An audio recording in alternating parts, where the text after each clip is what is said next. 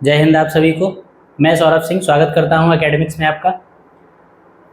आइए जहां पर लास्ट क्लास में हमने सवालों को छोड़ा था वहां से आगे बढ़ते हैं।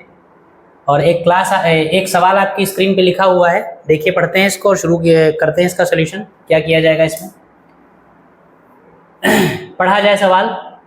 देखिए सवाल में है, एक हवाई जहाज की चाल यदि सामान्य चाल से 100 किलोमीटर प्रति घंटा बढ़ा दी जाए तो 1200 किलोमीटर की यात्रा पूरी करने में उसे 1 घंटा कम लगेगा।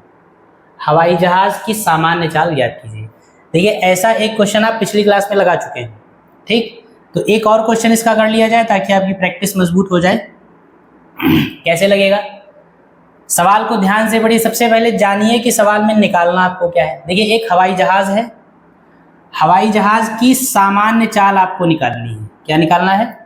हवाई जहाज की सामान्य चाल। हवाई जहाज की सामान्य चाल अगर निकालनी है तो इस सामान्य चाल से रिलेट करने वाली कितनी चीजें आपको सवाल में दे रखी है, इसको आप देखिए। पहली लाइन को पढ़ेंगे जरा। पहली लाइन में क्या लिखा हुआ है? एक हवाई जहाज की चाल यदि सामान्य चाल से 100 किलोमीटर प्रति घंटा बढ़ा दी जाए। हवाई जहाज की जो भी सामान्य चाल है, पहली बार में क्या किया गया कि हवाई जहाज की चाल जो है वो सामान्य चाल से 100 किलोमीटर प्रति घंटा की दर से बढ़ा दी गई। अगर हवाई जहाज की चाल 100 किलोमीटर प्रति घंटा की रफ्तार से बढ़ा दी जाए तो 1200 किलोमीटर की यात्रा पूरी करने में उसे 1 घंटा कम समय लगता है, ठीक। इतनी बात को जरा आप समझिए। देखिए पहले रफली समझेंगे फिर लिखेंगे सॉल्यूशन। सबसे पहले आपको हवाई जहाज की सामान्य चाल निकालनी, तो हम कुछ मान लेते हैं। मान लीजिए हवाई जहाज की सामान्य चाल x है, ठीक। जो भी हवाई जहाज है उसकी सामान्य चाल हमने क्या मान लिया? x किलोमीटर प्रति घंटा है। इसकी सामान्य चाल है x किलोमीटर प्रति घंटा, ये हमने मान लिया। अब सवाल जो जो कहता जाए वो आप करते जाइए। सवाल कह रहा है कि हवाई जहाज की चाल यदि सामान्य चाल से 100 किलोमीटर प्रति घंटा की दर से बढ़ा दिया जाए, तो अगर पहली कंडीशन है आपकी, पहली कंडीशन में सवाल कह रहा है कि हवाई जहाज की जो भी सामान्य चाल थी उस सामान्य चाल को हमने 100 किलोमीटर प्रति घंटा से बढ़ा दिया। तो पहले x थी, अब चाल को 100 किलोमीटर प्रति घंटा बढ़ा दिया गया, तो अब कितनी हो जाएगी? x प्लस 100 किलोमीटर प्रति घंटा हो जाएगी। यानी जब आपने हवाई जहाज की चाल बढ़ा दी तो बढ़ाने के बाद नई चाल क्या हो गई? x प्लस 100, ठीक। अच्छा, जब हवाई जहाज की चाल बढ़ा देंगे तो बताइए क्या होगा? कोई भी हवाई जहाज का किसी भी चीज की अगर स्पीड आप बढ़ाएंगे तो एक निश्चित दूरी को तय करने में उसको अपेक्षाकृत कम समय लगेगा। जैसे मान लीजिए नॉर्मल स्पीड से कोई चीज चल रही है, अगर कोई भी वाहन नॉर्मल स्पीड से चल रहा है और एक फिक्स डिस्टेंस आपने कर लिया, मान लीजिए 1200 किलोमीटर का, इसमें 1200 किलोमीटर कहा गया है। मान लीजिए ये डिस्टेंस 1200 किलोमीटर है, ए से बी तक की दूरी 1200 किलोमीटर है। ए से बी पर जाने के लिए कोई जो है प्लेन चलता है यहां से, ठीक है। ए से बी पर जाने के लिए कोई प्लेन चलता है, तो अगर ए से बी पर जाने के लिए x किलोमीटर प्रति घंटे की रफ्तार से प्लेन चलता है, अगर x किलोमीटर प्रति घंटे की स्पीड से प्लेन ए से बी पर जा रहा है, तो ए से बी पर मतलब 1200 किलोमीटर की दूरी तय करने में प्लेन को जितना भी टाइम लगेगा, मान लीजिए t1 टाइम लगेगा। अगर इस प्लेन की स्पीड हम बढ़ा दें, x किलोमीटर पर आवर की स्पीड से जा रहा था, अब अगर इसकी स्पीड हम बढ़ा दें 100 किलोमीटर, मतलब कितने से भी बढ़ा दें, मान लीजिए 100 से बढ़ा दिया, कुछ भी अगर स्पीड बढ़ जाएगी और डिस्टेंस सेम उसको जाना अभी भी उसको ए से बी पर ही है, यानी 1200 किलोमीटर का डिस्टेंस ही पूरा करना है। तो आप बताइए दोबारा में जो टाइम लगा वो t2 लगेगा। भाई x किलोमीटर पर आवर की स्पीड से जा रहा है तो t1 टाइम लगेगा, x plus 100 kilometre per hour की स्पीड से जा रहा है तो टाइम कुछ और लगेगा, यानी t2 लगेगा। अब आप ये बताइए t1 और t2 में ज्यादा कौन होगा? मतलब इस स्पीड से जब 1200 किलोमीटर की दूरी तय करेगा तब टाइम ज्यादा लगेगा, या इस स्पीड से 1200 किलोमीटर की दूरी तय करेगा तब टाइम ज्यादा लगेगा? ठीक है, सोच के देखिए। जब आप किसी चीज की स्पीड बढ़ा देंगे तो ज्यादा स्पीड से जब आप चलेंगे तो आपको टाइम कम लगेगा, जल्दी पहुंच जाएंगे। तो यहाँ पर x पहली वाली स्पीड कम है और सवाल ने कहा है कि जब 100 किलोमीटर प्रति घंटे की रफ्तार आप बढ़ा देंगे तो स्पीड अब ज्यादा हो गई। जब स्पीड ज्यादा हो गई तो टाइम कितना लगेगा? कम लगेगा पहले से, यानी पहले टाइम ज्यादा लगा और दोबारा में टाइम कम लगेगा, यानी t1 ज्यादा होगा और T2 कम होगा। वही यहाँ पे सवाल में दे रखा है कि अगर आप सामान्य चाल से 100 किलोमीटर प्रति घंटा की चाल बढ़ा दें तो 1200 किलोमीटर की यात्रा पूरी करने में उसे 1 घंटा कम समय लगेगा। अगर इससे चलेगा तो जितना भी टाइम लगेगा उससे 1 घंटा कम टाइम लगेगा इस स्पीड से चलने में। तो x स्पीड से चलने में अगर T1 टाइम लगा है, x + 100 स्पीड से चलने से अगर T2 टाइम लगा है, तो इसका मतलब T2 जो है वो T1 से 1 घंटे कम है, ये सवाल कह रहा है। यानी T1 - T2 बराबर कितना है? 1 घंटा। बात क्लियर? ये रफली आपको सवाल ऐसा समझना है। सवाल की पूरी कहानी है, इसी को आप यहाँ पे सॉल्व करेंगे, इसी को आप एक सिस्टमैटिक तरीके से लिखेंगे। यही पूरी, ये जो आपका फिगर बना हुआ, मतलब ये जो इतना रफली लिखा हुआ, यही आपका पूरा सवाल है। सवाल कह रहा है एक हवाई जहाज की चाल यदि सामान्य चाल से 100 किलोमीटर प्रति घंटे की रफ्तार से बढ़ा दी जाए तो 1200 किलोमीटर की यात्रा पूरी करने में उसे 1 घंटा कम समय लगेगा। तो इसी बात को हमने लिखा कि 1200 किलोमीटर की दूरी एक हवाई जहाज को तय करनी है। हवाई जहाज की सामान्य चाल हमने x किलोमीटर/आवर मान ली, तो हमने माना कि x किलोमीटर प्रति घंटे की रफ्तार से जब हवाई जहाज चलेगा तो उसको 1200 किलोमीटर की दूरी तय करने में T1 टाइम लगेगा। अब सवाल कह रहा है कि चाल को हम 100 किलोमीटर प्रति घंटे की रफ्तार से बढ़ाएंगे तो चाल कितनी हो जाएगी? x की बजाय x + 100 हो जाएगी, और जब x + 100 हो जाएगी तो उसको टाइम T2 लगेगा और जब स्पीड बढ़ जाएगी तो टाइम पहले से कम लगेगा, यानी T2 जो होगा वो T1 से कम होगा। और कितना कम होगा? वो सवाल कह रहा है 1 घंटा कम होगा। तो यानी T1 में से T2 को घटाएंगे तो 1 घंटा बचेगा। ठीक, इन बातों को यूज करते हुए आप सामान्य चाल जो आपने x मानी है उस x की वैल्यू निकालनी है। तो इन्हीं सारी बातों को विधिवत सिस्टमैटिक तरीके से, व्यवस्थित तरीके से कैसे लिखेंगे वो देखिए। आइए शुरू करते हैं सॉल्यूशन। क्या होगा इसमें? सबसे पहले हम क्या करेंगे? सामान्य चाल निकालनी हम मान लेंगे।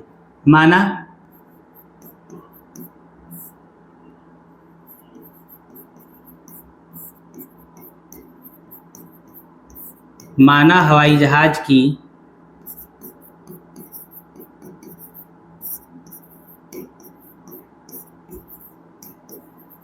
सामान्य चाल x किलोमीटर/आवर है। ठीक, फिगर पे ही आप रहिएगा। 1200 किलोमीटर का डिस्टेंस हमको चलना है, तो 1200 किलोमीटर यानी A से B जाना है, हवाई जहाज को जाना है। हवाई जहाज की चाल x किलोमीटर/आवर हमने मानी है, तो 1200 किलोमीटर की दूरी तय करने में हवाई जहाज को 1200 किलोमीटर की दूरी x किलोमीटर/आवर की स्पीड से तय करने में हवाई जहाज को कितना समय लगेगा, जिस समय को हमने T1 माना है वो T1 बराबर कितना होगा, ऐसे लिखेंगे। इसलिए लिखेंगे 1200 किलोमीटर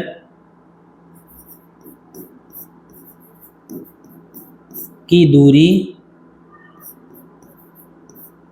तय करने में लगा समय T1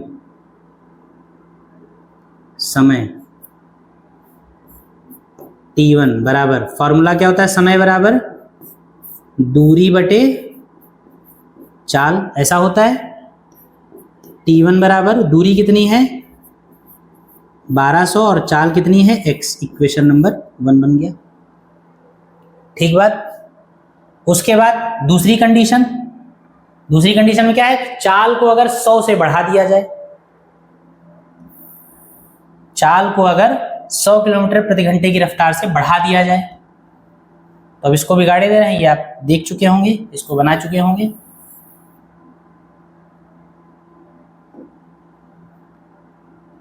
क्या लिखेंगे? प्रश्नानुसार, तो या ऐसे लिखिए।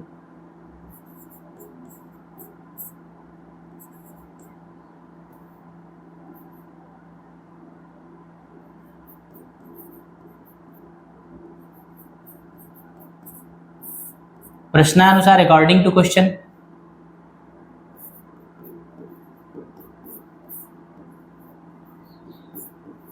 क्या लिखेंगे? बढ़ी हुई चाल।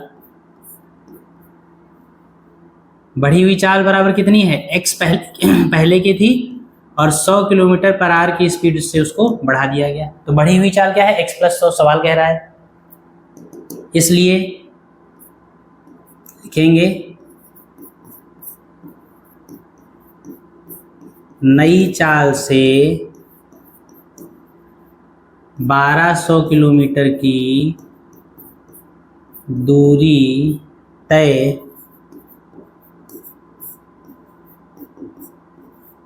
करने में लगा समय t2 बराबर, फिर से वही दूरी बटे समय, दूरी बटे चाल, सॉरी दूरी बटे चाल, तो दूरी 1200 ही है फिर से सेम, और चाल कितनी है x प्लस 100, ये इक्वेशन 1 बन गया, 2 बन गया। अब पुनः प्रश्नानुसार, अगेन अकॉर्डिंग टू क्वेश्चन, सवाल कह रहा है कि जो बढ़ी हुई, जब चाल को बढ़ाएंगे तो ये आप जानती है, स्वाभाविक सी बात है कि जब चाल को बढ़ाएंगे तो टाइम कम लगेगा, तो कितना कम लगेगा वो सवाल ने कहा 1 घंटा कम लगेगा, यानी पहले जितना टाइम लगा था बाद में उससे 1 घंटा कम लगेगा, यानी पहले वाले समय और दूसरे वाले समय का अंतर जो डिफरेंस है वो 1 घंटे का है, 1 आवर का है। तो यानी कि सवाल कह रहा है कि T1 और T2 का जो डिफरेंस है वो 1 घंटे का है, T1 minus T2 equal to 1 our. T1 और T2 की वैल्यू रख दीजिए, T1 का मतलब है 1200 अपॉन x, T2 का मतलब है 1200 अपॉन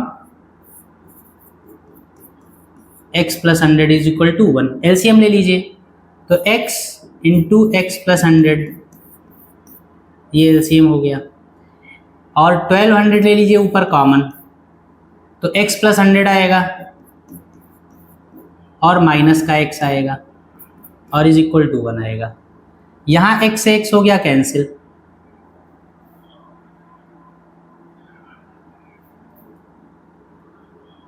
x से x हो गया कैंसिल, तो ये आपका हो गया 1200 और इंटू 100, तो 2 जीरो और आ गए, और इज इक्वल टू में ये चला जाएगा उधर, तो एक्स स्क्वायर प्लस 100x, तो ये आपका हो गया x square plus 100x minus 12 और 4 जीरो बराबर 0। इसके ऐसे फैक्टर्स करिए कि माइनस करने पे 100 आए, ठीक है, इसके ऐसे फैक्टर्स करिए कि माइनस करने पर कितना आए, 100 आए, तो करिए भाई।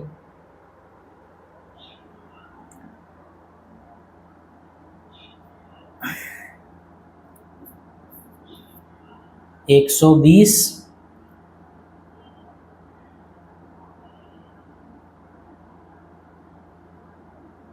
नहीं, फैक्टर्स ही कर लें, 4 तिहाई 12 40 30, 400 और 300, 4 तिहाई 12 और 1 2 3 4, ठीक। देखिए इसके फैक्टर्स जो होंगे, देखिए 12 के आप गुणनखंड कर लिए, अगर ऐसे फैक्टर्स ना कर पाए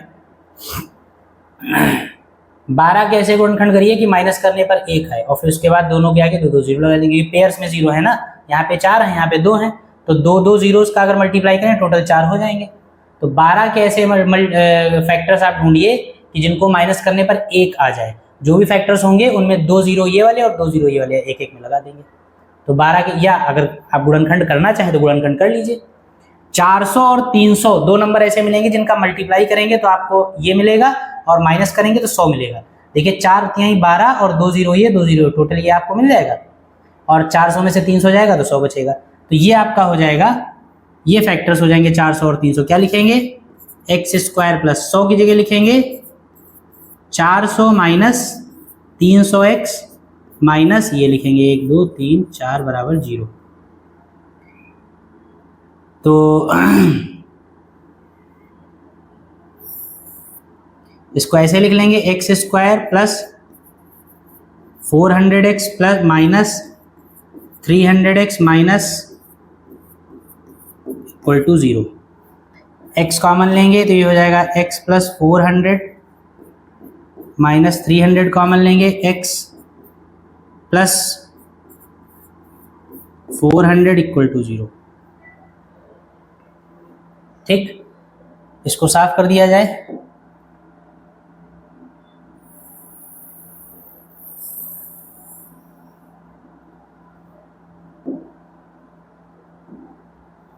ये आपका आ जाएगा x प्लस 400 और दूसरे ब्रैकेट में होगा x minus 300 is equal to 0। एक एक को 0 कर लीजिए। यदि x प्लस 400 इक्वल टू 0 तो x इक्वल टू माइनस का 400 और ये क्या होगा, नॉट एक्सेप्टेबल। ये अग्राह्य है क्योंकि x क्या है, चाल है, स्पीड है और स्पीड नेगेटिव नहीं हो सकती है, इसलिए -400 अग्राह्य है। तो दूसरा लीजिए, यदि x minus 300 is equal to 0 तो x बराबर कितना, 300 किलोमीटर पर आवर। सामान्य चाल जो थी वो आपने x मानी थी और जिसकी वैल्यू आ गई 300 किलोमीटर पर आवर। ठीक, इसको लिख लीजिए, फिर अगला सवाल लिखा जाए।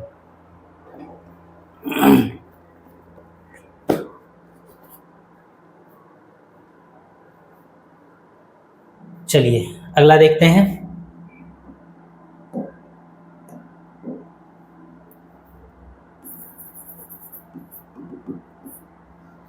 अगला क्वेश्चन है, एक समकोण त्रिभुज के रूप में एक घास के मैदान का कर्ण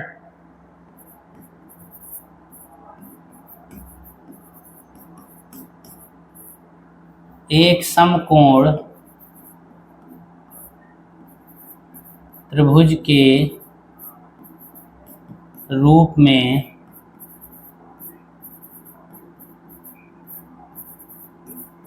एक घास के मैदान का कर्ण उसकी छोटी भुजा के दोगुने से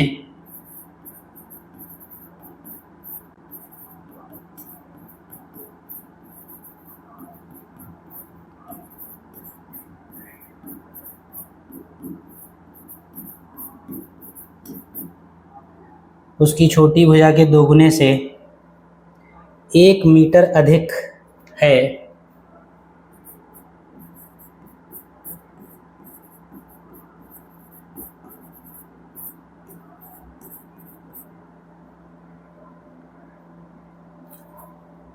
यदि तीसरी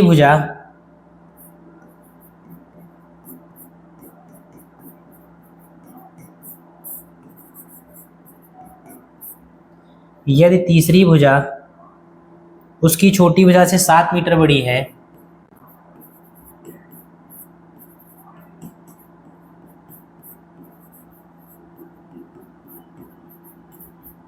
उसकी छोटी भुजा से 7 मीटर बड़ी है तो उसकी भुजाएं ज्ञात कीजिए।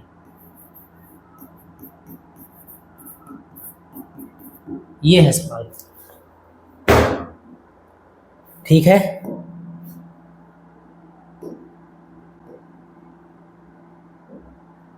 देखिए आसान सा सवाल है, सवाल को पढ़िए और अगर सवाल में कोई ऐसी चीज दे रखी हो जिसका फिगर आप जानते हो, जिसका चित्र जानते हो, तो आप कोशिश किया करिए कि रफली फिगर आप बना लिया करिए, क्योंकि जब रफली फिगर बनाएंगे तो सवाल को समझना और सवाल को टुकड़ों में तोड़ना आसान हो जाएगा, सोल्यूशन पे जाना आसान हो जाएगा। ठीक है, तो देखें सवाल क्या कह रहा है। कहा गया एक समकोण त्रिभुज के रूप में एक घास का मैदान है और उस घास के मैदान का जो शेप है, जो आकार है, वो कैसा है, समकोण त्रिभुज यानी राइट एंगल ट्रायंगल के जैसा है। तो घास का मैदान है जो कि समकोण त्रिभुज के जैसा है, तो अब घास का मैदान है भूल जाइए, समकोण त्रिभुज है एक, मान लीजिए समकोण त्रिभुज के जैसा है, मतलब समकोण त्रिभुज है, तो एक समकोण त्रिभुज हम बनाते हैं यहाँ पे। ये एक समकोण त्रिभुज बना लिया गया। ये घास का मैदान है जो कैसा है, समकोण त्रिभुज के जैसा। इसका नाम कुछ रख दीजिए, ए बी सी। आप जानते होंगे समकोण त्रिभुज में ये कर्ण है, ये लंब है, ये आधार है। लंब और आधार में कोई भी छोटा बड़ा मान सकते हैं आप, कोई फर्क नहीं पड़ता इस बात से। और मतलब अगर पता नहीं है तो अपनी तरफ से माना तो कुछ भी छोटा बड़ा मान सकते हैं, बाकी ये कर्ण होता है सबसे बड़ी भुजा। समकोण त्रिभुज के रूप में एक घास के मैदान का कर्ण यानी कि ये उसकी छोटी भुजा का मतलब इसको मानिए चाहे इसको मानिए, कोई भी मान लीजिए, लेकिन किसी एक को आपको मानना पड़ेगा। तो मान लिया देखने में छोटी लग रही तो इसी को छोटी हमने मान लिया, ये x हो गया। छोटी भुजा को हमने क्या मान लिया, छोटी भुजा को हमने मान लिया x। क्योंकि छोटी भुजा को x इसलिए माना है क्योंकि सवाल में जो भी कंडीशंस दे रखी हैं वो छोटी भुजा के आसपास ही दे रखी है, छोटी भुजा से रिलेट करके ही दे रखी है। कर्ण की लंबाई भी छोटी भुजा से रिलेट करके दे रखी है और तीसरी भुजा की लंबाई भी देखिए छोटी भुजा से रिलेट करके दे रखी है। तो हमने छोटी भुजा को x मान लिया। क्या कहा गया है? मैदान का कर्ण उसकी छोटी भुजा के दोगुने से एक अधिक है, यानी कर्ण जो है वो कितना है? कर्ण है छोटी भुजा के दोगुने से एक अधिक। छोटी भुजा अगर x है तो छोटी भुजा का दोगुना करिए और दोगुने में एक अधिक करिए, तब आपको कर्ण मिलेगा। सवाल कह रहा है मैदान का कर्ण उसकी छोटी भुजा के दोगुने से एक अधिक है, तो छोटी भुजा को हमने x मान लिया। छोटी भुजा का दोगुना 2x हो गया, छोटी भुजा के दोगुने से एक अधिक यानी 2x + 1 हो गया, और छोटी भुजा के दोगुने से एक अधिक जो है वो कर्ण है, तो 2x + 1 क्या हो गया? कर्ण हो गया। अगली बात, यदि तीसरी भुजा उसकी छोटी भुजा से 7 अधिक हो, तीसरी भुजा यानी एक ये हो गई, दो ये हो गई, तीसरी ये बची। तीसरी भुजा छोटी भुजा से 7 ज्यादा है, तो छोटी भुजा से 7 ज्यादा है, छोटी भुजा x है तो तीसरी भुजा x + 7 हो गई। तो सवाल की जो लैंग्वेज है उस लैंग्वेज में तीनों भुजाओं के विषय में जानकारी दे रखी है, फिर आपको तीनों भुजाओं की लंबाइयां निकालनी है। तो ये जो कहानी आपने यहाँ पर ऐसे डायरेक्ट फिगर में कर ली है, इस फिगर को भी एग्जाम में आप बनाइएगा और इसी को आप थ्योरेटिकल वे में देखिए यहाँ पे कैसे लिखेंगे। ठीक है, मानेंगे हम, क्या लिखेंगे? माना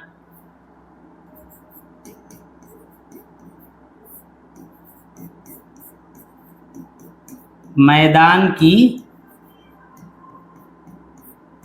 छोटी भुजा क्या है? x है, इसलिए लिखेंगे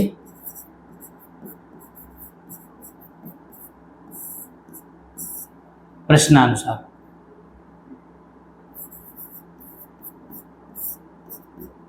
कर्ण कितना होगा?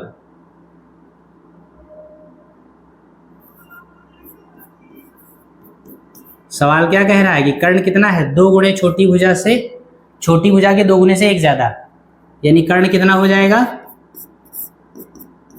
2x + 1।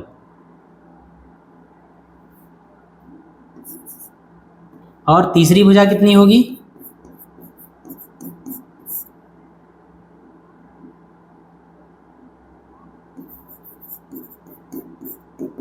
तीसरी भुजा कितनी है? छोटी भुजा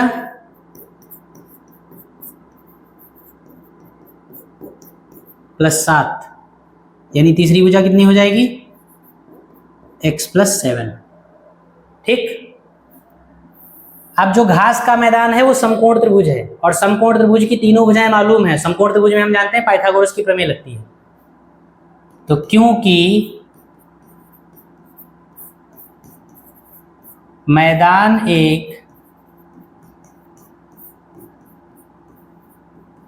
समकोण त्रिभुज है,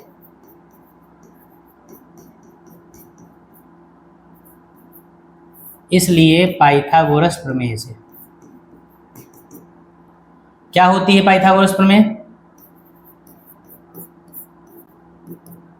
कर्ण स्क्वायर बराबर लंब स्क्वायर प्लस आधार स्क्वायर। कर्ण कितना है? 2x + 1।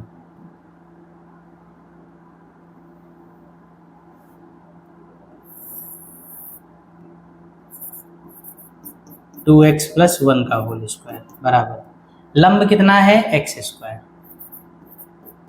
आधार कितना है? तीसरी भुजा x + 7²। ओपन कर दीजिए इसको, a + b का होल स्क्वायर खोल दीजिए, 4x² + 1 + 4x, ये x² प्लस ये हो गया x² + 49 + 14x 14x। x और x ये 2x² हो गया, इधर आएगा तो 4x² में से 2x² जाएगा, 2x² बचेगा। 4x है, 14x इधर आएगा, माइनस हो जाएगा तो माइनस का 10x बचेगा, और 49 इधर आएगा +1 में तो माइनस का 48 बचेगा। 2 कॉमन मिल जाएगा, x² - 5x - 24 दूना 48। 24 के ऐसे गुणनखंड की माइनस करने पे 5 आए, 8 तिहाई 24, 8 और 3, 8 माइनस 3 और माइनस 24 बराबर 0। ठीक, इधर का बिगाड़ दे दिया जाता है थोड़ा।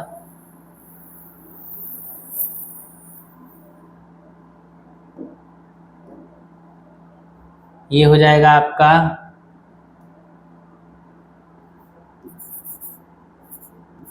x² minus 8x plus 3x minus का 24 बराबर 0। कॉमन ले लीजिए x, तो x माइनस 8 प्लस 3 कॉमन ले लीजिए, x minus 8 is equal to 0। तो x माइनस 8 हो जाएगा और x प्लस 3 हो जाएगा। एक एक को 0 कर लीजिए। यदि x प्लस 3 बराबर 0 तो x बराबर माइनस 3। ये क्या है? अग्राह्य है। क्यों? क्योंकि समकोण त्रिभुज जो है ये घास का मैदान है और मैदान की लंबाई चौड़ाई जो भी कुछ भी हो नेगेटिव नहीं हो सकती है, इसलिए अग्राह्य है। तो अगली बात क्या करेंगे? यदि x माइनस 8 बराबर 0 implies that x बराबर 8। मैदान की सारी भुजाएं आपको निकालनी है, तो एक भुजा आपकी आ गई x बराबर 8, इसलिए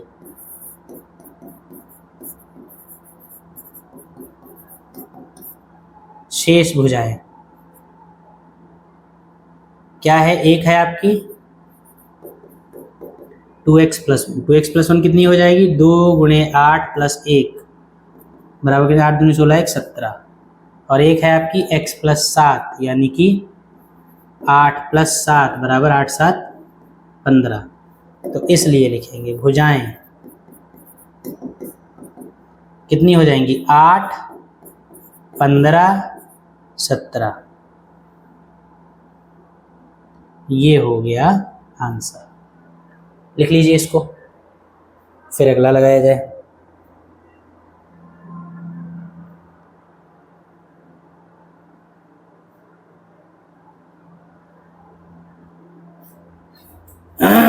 आइए अगला क्वेश्चन लिखते हैं।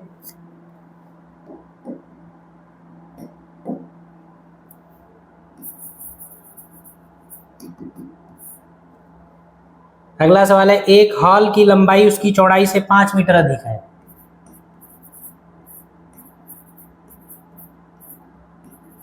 एक हॉल की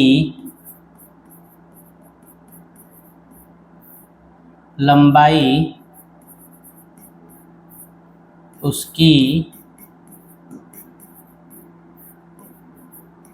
चौड़ाई से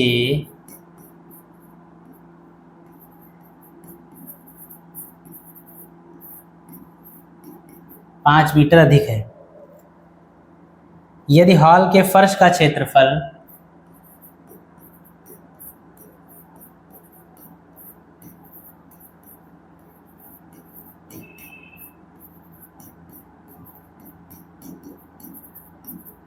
क्षेत्रफल 84 वर्ग मीटर है,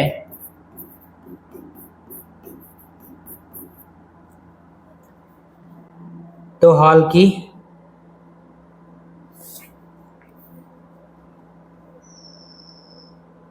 लंबाई चौड़ाई ज्ञात कीजिए।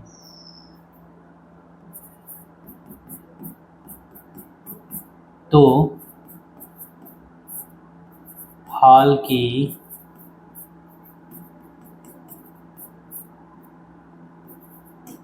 लंबाई चौड़ाई ज्ञात करो। देखिए बड़े आसान आसान सवाल हैं ये लगाने आपको अपने आप चाहिए, लेकिन लगवाए दिए जा रहे हैं कुछ। बहुत छोटा सा क्वेश्चन है।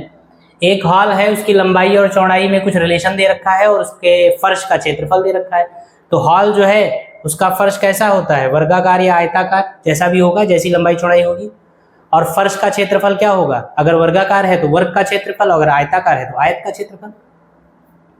तो हॉल की लंबाई चौड़ाई में क्या रिलेशन दे रखा है? एक हॉल की लंबाई उसकी चौड़ाई से 5 मीटर अधिक है, तो चौड़ाई मान लीजिए पहले।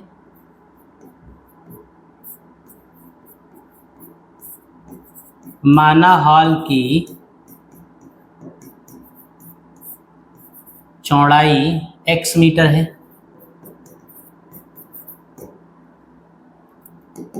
इसलिए लंबाई कितनी हो जाएगी? 5 मीटर अधिक है तो x + 5 हो जाएगी। फर्श का क्षेत्रफल आपको दे रखा है कितना? 84 वर्ग मीटर।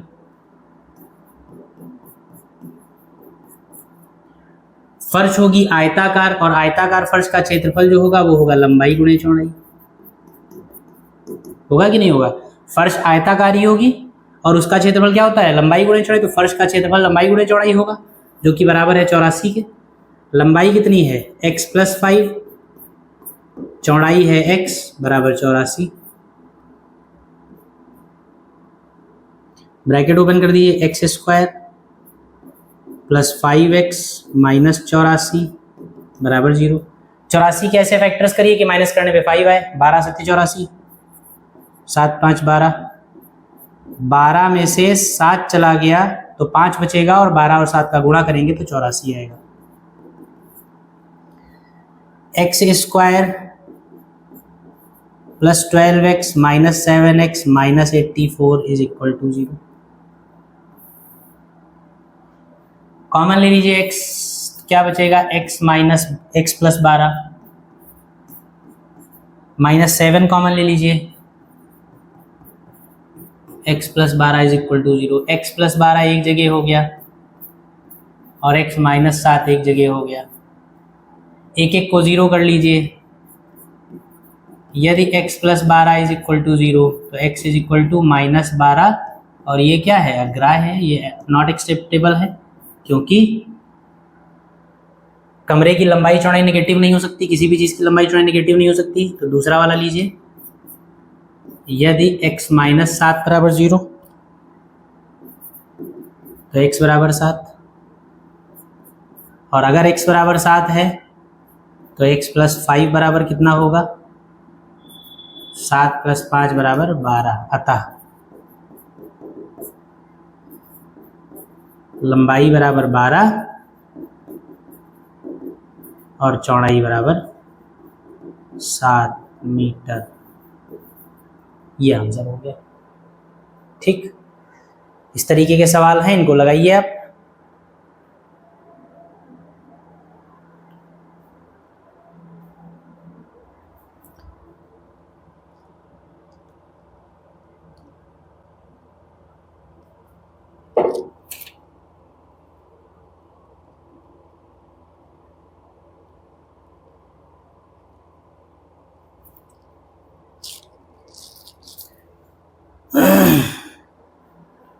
तो इस सवाल को लिखिए और ऐसे और जो सवाल मिले उनको लगाइए।